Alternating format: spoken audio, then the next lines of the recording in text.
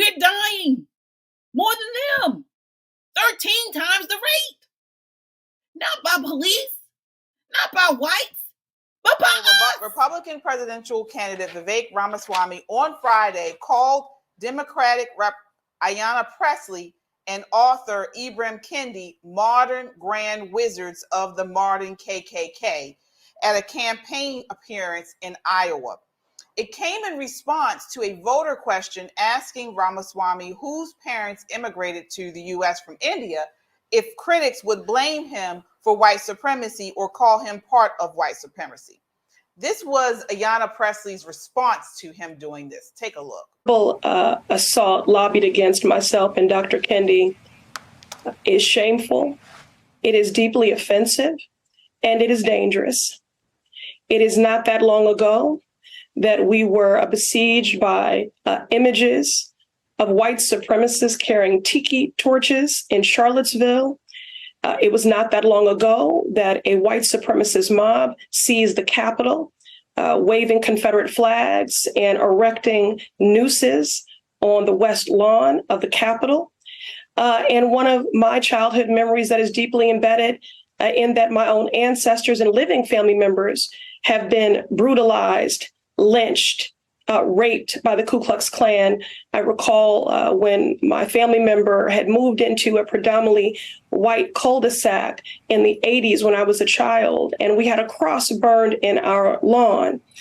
So for me, as deeply shameful and offensive and dangerous as his words are, he is not occupying any real estate in my mind. I remain squarely focused on the work of undoing the centuries of harm that has precisely been done to Black Americans and charting a path. I'll give you some more background. So Ramaswamy responded saying, Ayanna Pressley, she's in the Congress today. She's a member of the squad.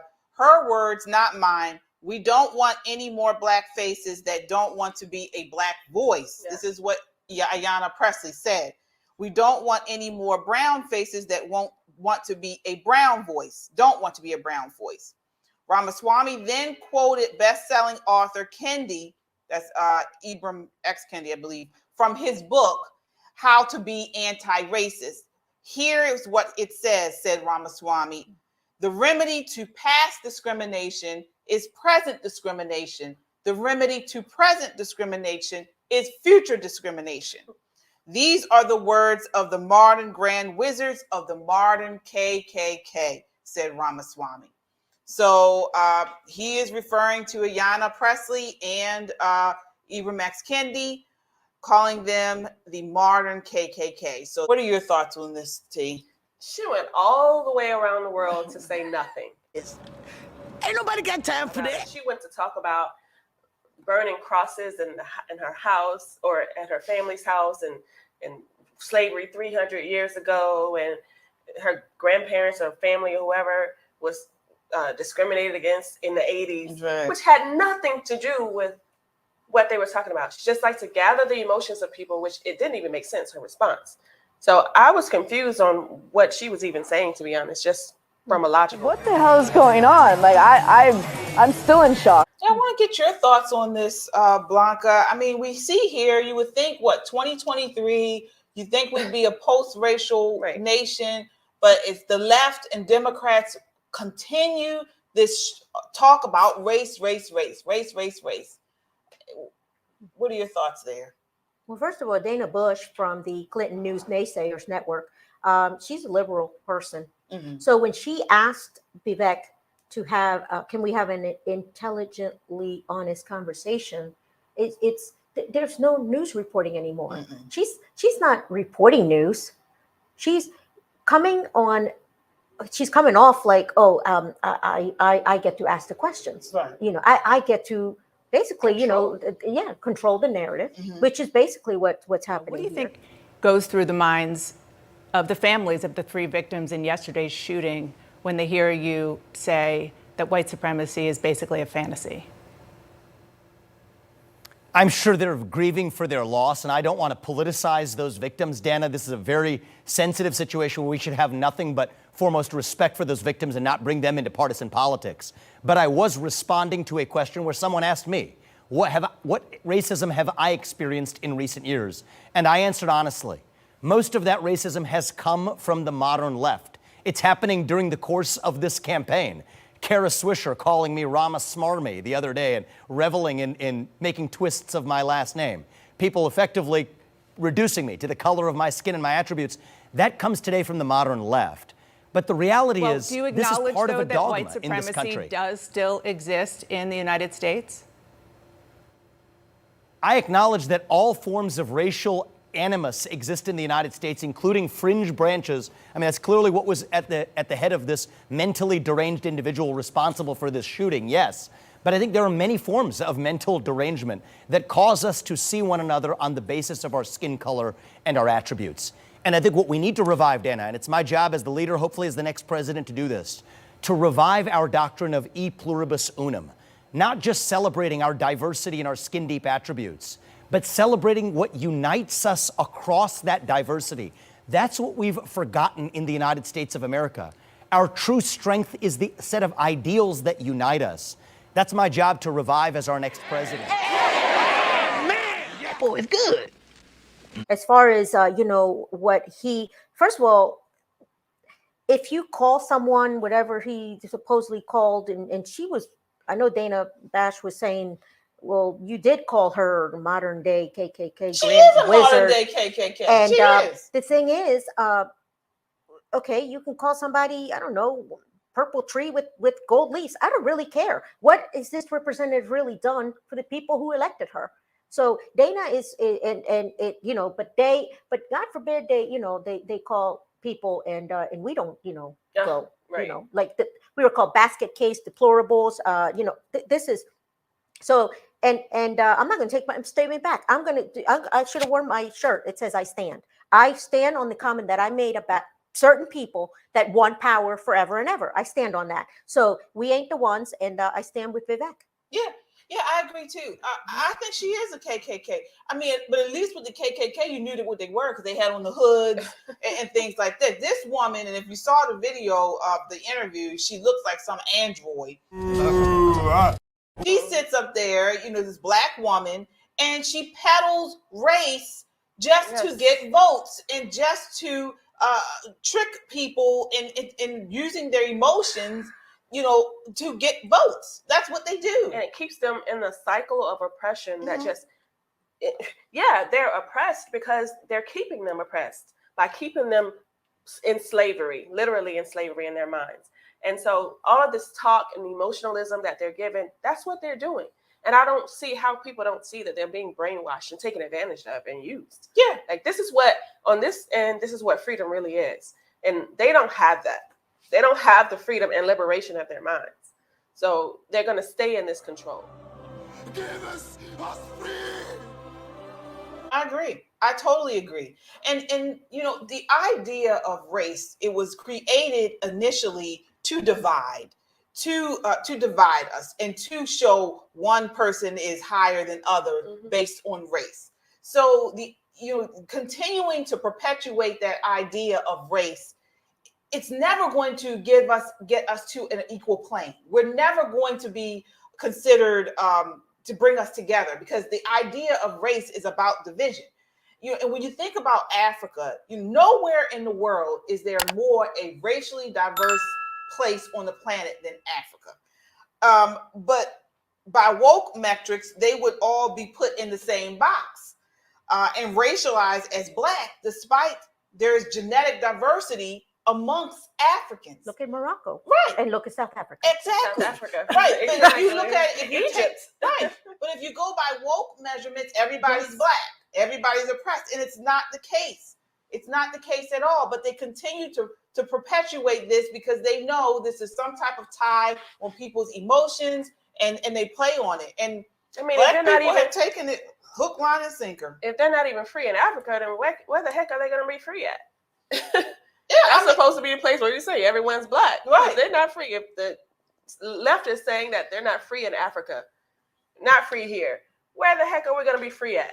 They don't want any place to be free. Obviously. Yeah, and that's the key.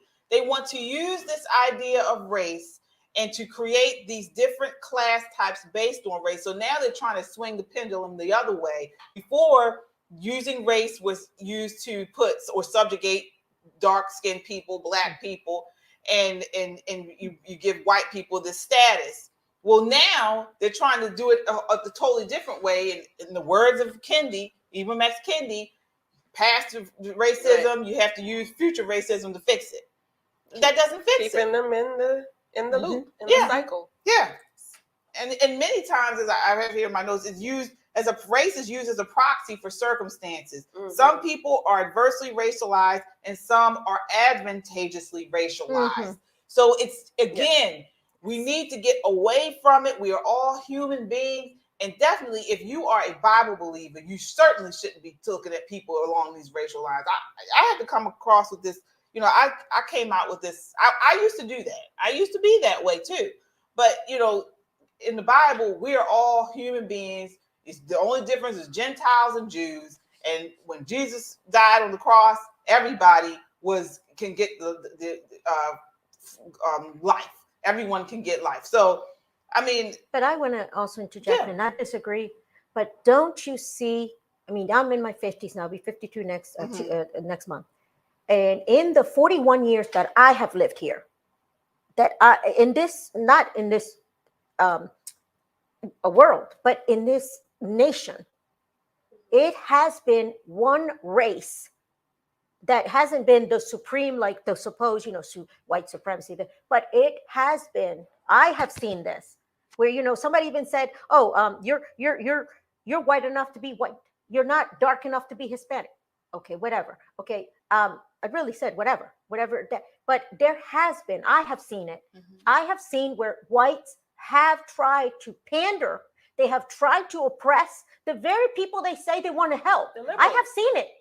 And I'm not saying, and that's why I'm going to stand by that. A lot of people were elected, even in the Maryland state delegate, that were basically a delegate, and all of a sudden they have a state position. They were in the city, and all of a sudden they never had office, and all of a sudden they're delegates. How do you go from there to there? And I'll tell you, there is a mechanism. I'm not saying that this is that I have something against the actual skin color. What I mean is, as a race, whites still use metrics to control people. Not all, but I have seen it. Well, give me an example. What do you mean by that? I have seen where people even running for office in the local elections here, they want to identify with those who they are basically pandering for votes. Oh, okay, I see what you're saying. So yeah, pandering. Well, they're using race as a way to get the minority vote vote for them, that while they climb the ladder and somebody else is building the rungs. Yes, okay. Malcolm X said it himself. And the white liberals control this ball through tricks or tokenism, false promises of integration and civil rights. In this game of deceiving and using the American Negro, the white liberals have complete cooperation of the Negro civil rights leader, who sell our people out for a few crumbs of token recognition, token gains, token progress. Is to be careful of the white liberal. We keep quoting Malcolm X on this show. We're going to keep doing that because he said it, and we have the most respect for Malcolm X. Be careful of the white liberal. They're the ones keeping you oppressed. Right. And again, it's this whole idea is just being used to pander, like you said, to vote, to stay in control. Yeah, and people just don't see it, but yet they call us, Uncle Toms, but they're using the phrase incorrectly, and it's not the way. But this was all in response to the terrible shooting in Jacksonville. So in Jacksonville, Florida, this was in response to that, which was all over the news. Once again, I mean, it is a terrible shooting, and it was, done racially motivated. However, we don't see them talk about, 30 plus kids who were shot here in Brooklyn, Maryland, Baltimore, Maryland, and we had 2 of them died. Just 2 weekends ago in Chicago, 14 kids were shot. I mean, they don't talk about that. And so again, they're using these type of racial convenient. lines to pander and to play on people's emotions. They don't give a damn about these people. They don't give a damn about Black people. They just want to pander, because if they did, they would talk about these killings. And the more that they use their votes to get their agenda, and it's not Black people, it's whatever it is. I still haven't figured that out yet. But they're using the Black people to get to this point of what New World Order is, what they call it. Who knows what it is? But it's not going to help anyone at the end of the day. Yeah. Yes. But it's up to time will tell. People have to wake up, though. You what they say, you fool me once, shame on on you. You fool me twice, shame on me. Exactly. So I mean, people have to wake up and stop going along with this. Stop allowing yourselves to be used. Look at the data. I mean, again, you talk about white supremacy. White supremacy is supposed to be the number one cause, or the number one domestic threat to us. White supremacists are responsible for 0.001% of all murders each year, according to the FBI's Uniform Crime Reporting Statistics for 2021. Black people are responsible for 60% of all murders in the U.S. Hand to me, please. Period. Why are we? We don't have to worry. We have to worry about us. We are our own enemies here. But the white supremacists, whoever they are, who are they again? That's really sad. The point it is sad. I look at this data and I don't like it. I don't. 6 out of 10 people. But they defend them. That's the crazy part. 6 out of 10 people are affected, and no one is. The greatest threat is a parent at the PTA. Oh wow. Yeah. Okay. Yeah. A parent at the PTA. At the PTA, the board meetings. I mean, the district.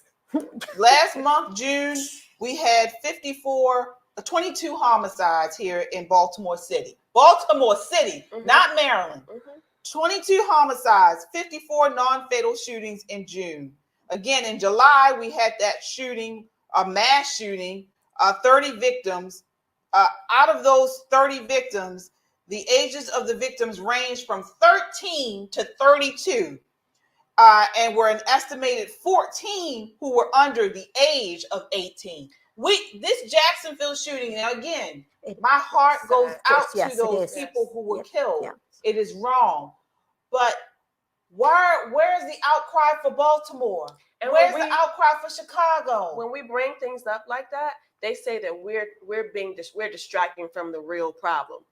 Real problem is white supremacy, of course, but we're being distracting to the real problem. We don't want to we know black people kill each other, but we don't want to talk about that. We want to talk about the white people. That's like saying, I am suffering from cancer, but I'm worried about a hangnail. But the far greater burden is blacks die of homicide at 13 times the rate between the age of 10 and 43 as whites. Between the age of 10 and 43. We're dying more than them. 13 times the rate. Not by police, not by whites, but by us. Other blacks. The police are trying to lower that homicide toll. Now, this data comes from 2015. It's at the CDC. If you don't believe me, go check it. I want you to. Check the data. Don't go by me. Check it. It's gotten much worse now. 2020 and 2021 has just been open season on us, by us. Open season on black people by black people. We are likely to see 10,000 blacks killed last year, and the number will be higher this year. That's more than all white and Hispanic homicide victims combined, even though blacks are only 13% of the population. Do you hear me? So when the real thing is the cancer. Yep. That's what's going to kill me, really. Yes. I mean, not a hangnail. Right. And also, we're trying to put policies, which are basically Band-Aids when you're hemorrhaging. Right. You're basically hemorrhaging. Let me get another Band-Aid on you. The first thing they want to say is, we got to do something with gun control, gun laws. Look at this. The guns are in the hood. And ain't nobody trying. And what are they going to do about belts? Because sadly, my mom was killed with a belt. Oh. Oh, well. So what are they going to do about belts? They're going to take them away too? I was 3. So what are they going to do with that? How about Evelyn? Remember Evelyn Player? The lady who was in the church as a volunteer working, she was killed with a knife. They're going to get rid of the knives too. They're going to get rid of the knives too. Yeah. So first, no, it is, you know, I don't remember what Chief spoke this past week I just saw that said, when I put my gun down, he said it. When I put my gun down right here, yes, that gun does not shoot itself. It's until somebody intentionally picks it up. And if an evil person is going to use, they can use this pen, the evil intent. What are they going to do about belts? Yeah. How about cars? How about this person who had that accident and caused that fatal? We're going to ban cars, but no, the guns. Yeah. But we're always going to be better when a good guy has a gun to protect us than a bad one. Yeah. With it. We do have to move on.